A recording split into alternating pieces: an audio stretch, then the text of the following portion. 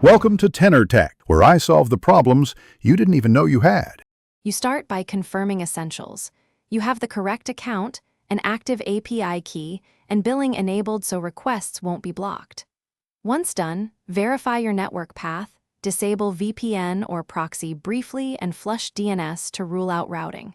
Make sure to capture the exact error text and timestamps. This helps you and support reproduce the issue. Do not skip logs. Check Client Console and server logs immediately because they often show authentication or rate limit failures right away.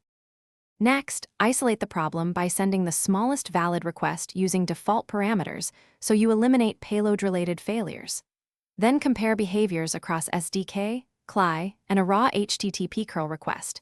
Differences point to client-side bugs or library mismatches. If problems persist, rotate the API key and test from a different IP or machine to exclude key or IP blocks. Once you have reproducible evidence, collect logs, timestamps, and sample requests to prepare for support escalation. With clear to finish, apply the identified fix, update the SDK, adjust request shape or repair authentication, and retest end-to-end to confirm stable responses. Then roll changes out gradually while monitoring error rates and latency so you can roll back quickly if issues reappear.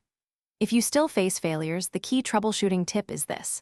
When contacting support, include precise logs, exact requests, timestamps, environment details, and steps to reproduce. That single packet of evidence speeds diagnosis and resolution significantly.